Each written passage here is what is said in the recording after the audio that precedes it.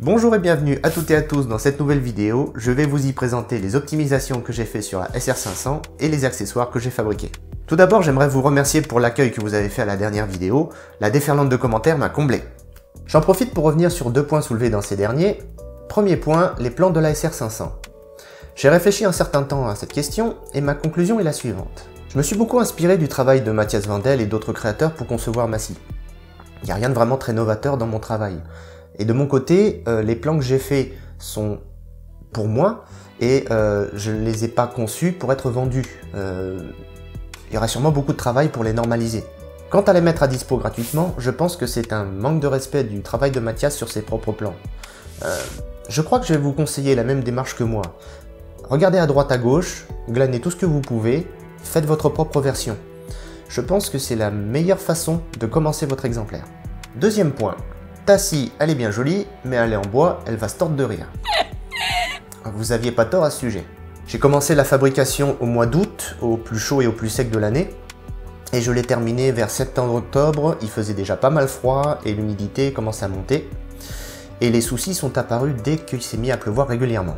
Et pas mal de pièces mécaniques en bois ont commencé à montrer des signes de embonpoint. Alors justement, une modification au niveau des guides-lames. Comme vous le savez, j'ai fait des petites jantes en buis autour des roulements.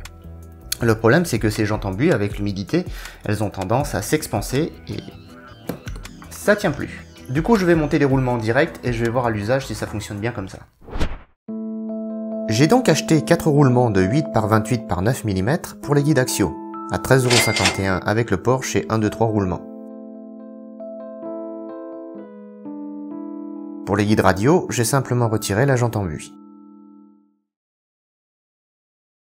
Comme la plupart des mécanismes présentaient des dysfonctionnements, j'ai fait une expérience. J'ai pris un morceau de chaîne et un morceau de MDF qui était en bas à 80% d'humidité et je les ai mesurés. Je les ai remontés ici à 45% d'humidité et je les ai laissés sécher. Je vais maintenant les remesurer. Le morceau de chaîne faisait 101,5 mm de large. Il fait maintenant 98,8 mm de large. Le morceau de MDF faisait 49,5 mm de large. Il fait maintenant 49,3 mm de large. Pas loin de 3 mm de retrait pour le chêne et quelques dixièmes pour le médium. Les morceaux sont pas de la même taille, mais bon quand même. Je savais que le bois bougeait avec l'humidité, mais j'avais jamais quantifié le phénomène. Ça fait réfléchir. Partant de ce constat, je refais toutes les pièces qui sont en mouvement et qui risquent de se retrouver bloquées à cause du bois qui a gonflé avec l'humidité. L'ascenseur par exemple a droit à sa nouvelle version en médium. Je l'ai fait avec du jeu latéral à 80% d'humidité. Comme ça, pas de surprise avec le mouvement du bois.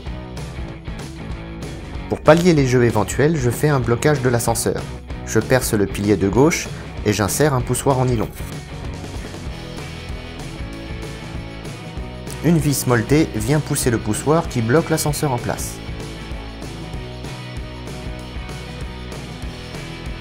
Les supports d'axe inférieur sont aussi changés pour du MDF. Trop de variation de l'angle du volant avec du vrai bois.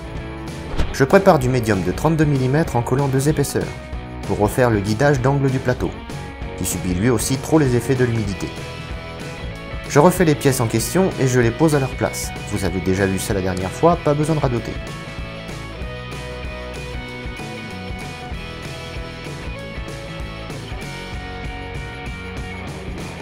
Un bon coup de vernis polyuréthane sur les pièces à nu et je repose le plateau.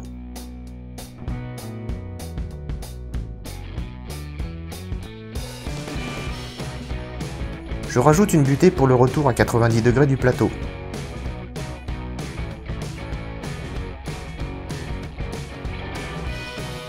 Une pièce en bois bien fixée avec un tire-fond qu'il suffit de serrer ou desserrer pour faire la butée.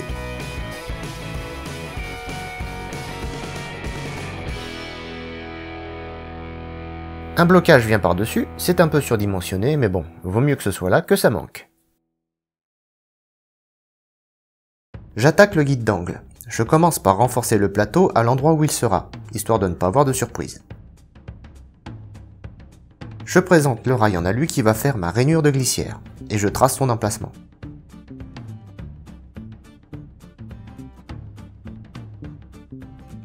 Je défonce alors ce dernier pour pouvoir incruster mon profilé au plateau.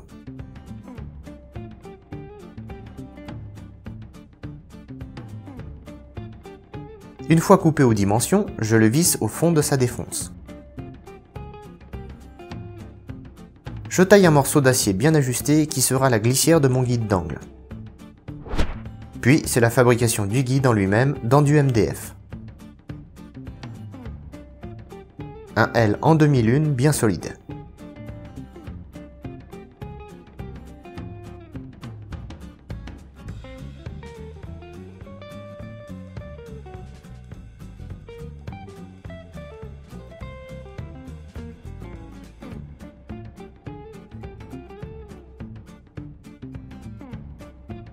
Je perce et je taraude ma glissière pour faire l'articulation de mon guide.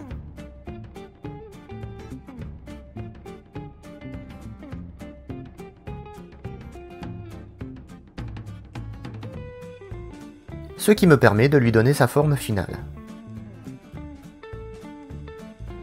Je renforce la surface de réglage avec un morceau d'aluminium, que je dépolis bien au 80 avant de le coller à l'époxy.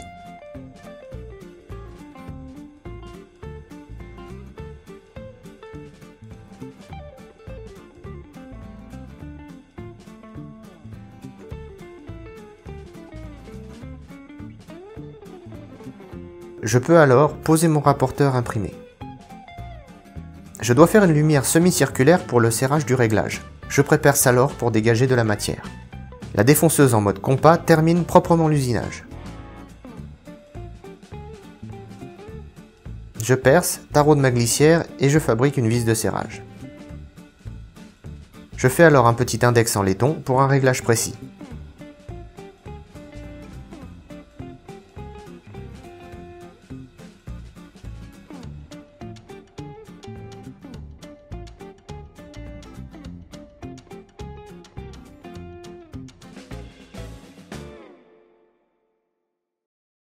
Je passe au guide parallèle. J'ai acheté une petite plaque de MDF de 800 par 400 en 16 mm pour y découper mes morceaux.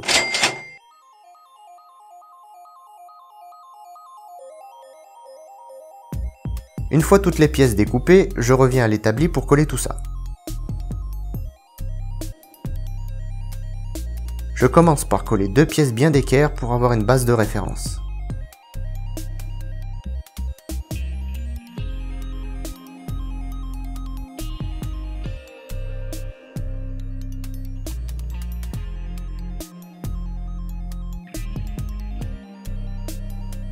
Puis, une fois renforcé, je colle le morceau sur lequel le bois coupé sera guidé.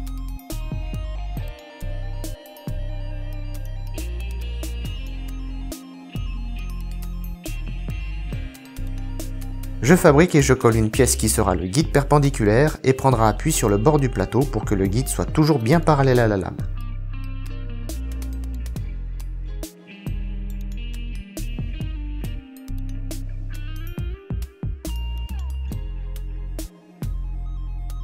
Je présente mon guide et je colle une petite pièce qui l'empêchera de s'échapper.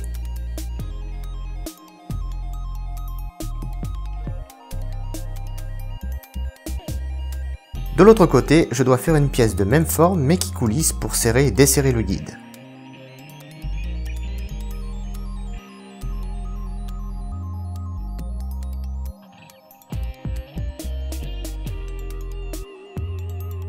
Je soude un morceau de tige filetée sur un tube en acier qui sera la commande de serrage. Un bloc avec un écrou prisonnier commandera le déplacement du mort de blocage.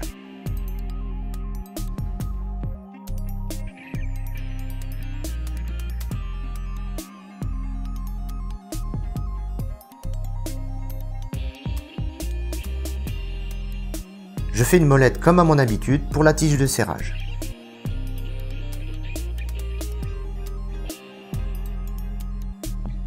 Une butée bien solide en alu empêchera la tige de commande d'aller plus loin.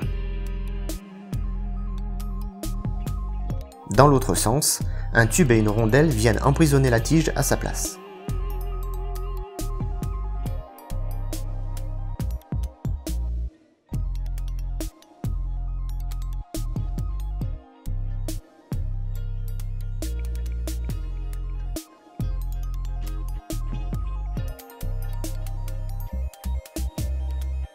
Voilà, il suffit de placer le guide au bon endroit, de serrer le mort et ça ne bouge plus.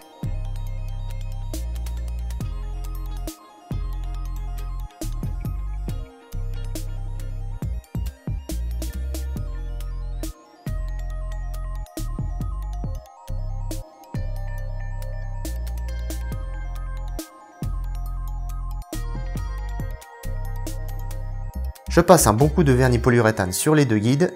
Une fois secs, ils sont prêts pour le service.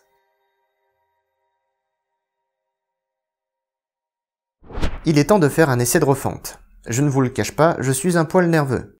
J'espère que tout ce travail va payer. Je sélectionne une table en olivier figuré que j'ai depuis des années, c'est un bois plutôt dur.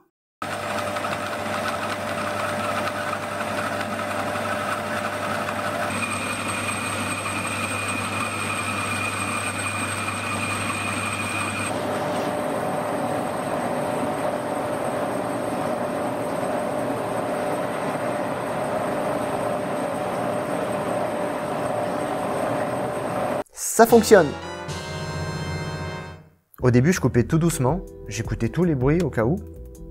Et puis arrivé aux 2/3, j'ai poussé un peu plus fort, je me suis aperçu que ça posait pas de soucis. Il n'y a pas de baisse de régime, le moteur a pas l'air de souffrir. Je pense que si le régime baisse, ça sera l'indicateur qu'il faut affûter la lame. J'ai un petit peu tâtonné au début, mais j'ai vite trouvé les bons réglages pour la lame. Les roulements de guide jouent très bien leur rôle, il n'y a rien qui a l'air de forcer ou de chauffer. Je pense que pour le moment, c'est un succès. Alors là, j'étais quand même dans un morceau de bois plutôt dur, hein. L'olivier, ça doit tourner aux alentours des 0,7-0,8 de densité, par 190 de large, donc j'avais 190 mm à couper en hauteur. Je crois que ça s'en sort plutôt bien. Pour le bois de l'Ariane, j'aurai environ 220 mm, je crois, à couper. Ce sera quand même dans de l'érable européen qui est quand même moins dur. Ça ne devrait pas poser de soucis. Maintenant, j'ajoute un éclairage et on pourra passer à autre chose. J'ai trouvé une petite lampe de bureau à 7,99 € que je vampirise en récupérant juste la section articulée avec l'abat-jour. Et je l'intègre à mon guide supérieur.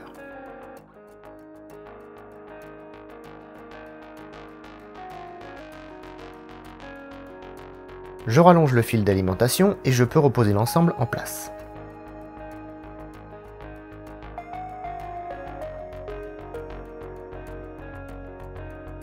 Une partie de ce fil sera dans le vide pour permettre au guide de bouger, mais pour le protéger et le guider, je l'enfile dans un morceau de gaine en silicone noir. Une petite pièce en chaîne fixe la gaine et tourne le fil à 90 degrés. Un morceau de mini goulotte guide proprement le fil vers le boîtier électrique.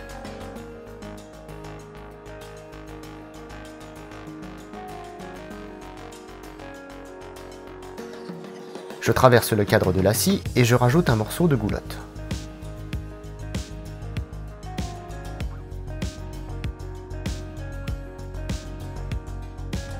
Une petite pièce en chaîne permet de mettre un morceau de gaine silicone jusqu'au boîtier.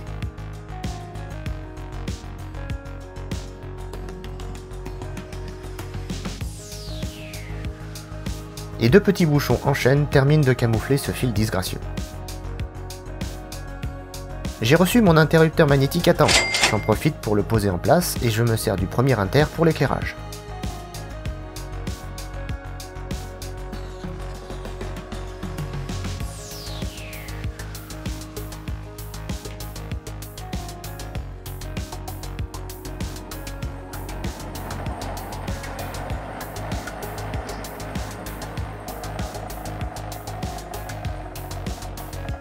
Voilà, cette fois-ci, si le coup de poing est enclenché, la machine ne peut pas redémarrer toute seule au déclenchement.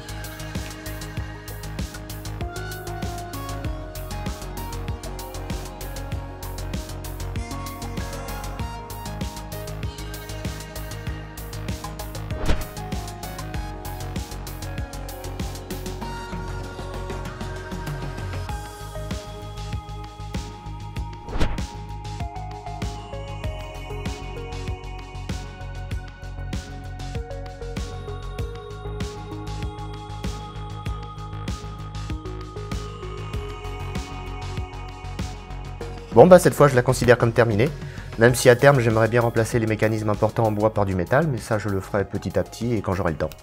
En attendant, c'est elle qui va bosser un peu pour moi.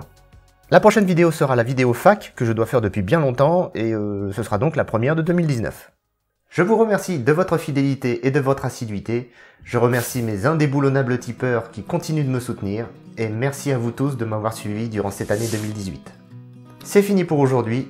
Restez bien au chaud, continuez d'inventer et de créer. Moi je vous donne rendez-vous dans la prochaine vidéo. D'ici là, prenez soin de vous. Plein de bisous.